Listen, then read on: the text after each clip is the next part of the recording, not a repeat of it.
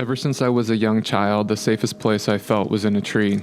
As a shy kid who moved around a lot, much of my life was spent in trees. Most everywhere I went, I found a tree to climb.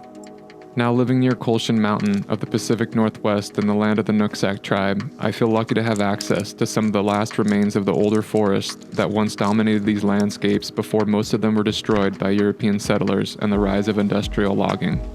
There is a certain mystery in the crowns of trees, especially in the forest of the ancient native ecosystems that created the plethora of life inhabiting these northern lands. The oxygen we breathe, the pure water we drink, the biodiversity that all life, including human life, is dependent upon for existence, was birthed from countless centuries of these forests developing elaborate collaborative relationships between life forms. Trees and fungus and birds and insects, and in the not-so-distant past, humans, the native peoples of these lands, were a part of this web of synergistic collaboration. In our current age, we live in a state of paradox with these forests, a world seemingly divided as the climate emergency opens its many-toothed mouth, uncaring of what our opinions are. We can choose to destroy what can save us, or we can choose to change our values and look further into the future than short-term profit. The brutal reality is that despite what science is discovering of these mighty forests, what little is left of these legacy forests is being destroyed on Washington state public land managed by the Department of Natural Resources, who claim short-term revenue is more important than the growing body of science that shows the Pacific Northwest is one of the most powerful carbon sinks in the world. To glean the words of wisdom from Suzanne Simard, this is not about us saving the trees, this is about their ability to save us. These trees I am in right now are on death row despite only contributing goodness to our world.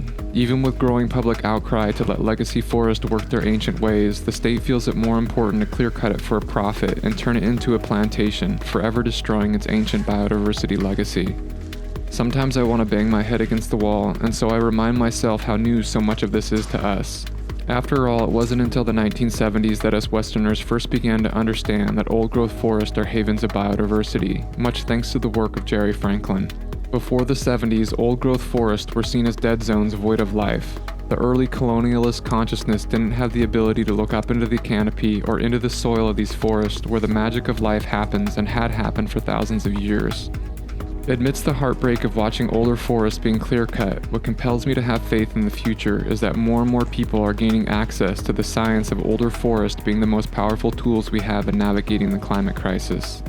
Ancient native ecosystems are more complex and sophisticated than we had ever imagined. It takes a lot of humility to understand that older trees and ancient ecosystems are light years ahead of us in their ability to store carbon and to cool and keep our planet habitable for human life.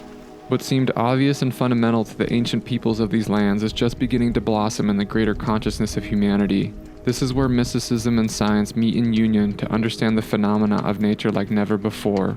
Tree consciousness is based upon a shared system where trees support their own kind and countless other species by giving and receiving nutrients, minerals, water, and vital information. Tree consciousness is an enlightened state of existence where resources are managed for the greater good and resilience of the system.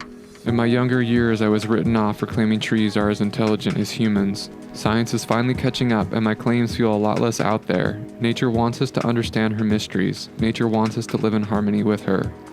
And so I climb into the crowns of the ancient ones to let my imagination be free to dream of a world where we learn to live synergistically with the ecosystems that gave us life.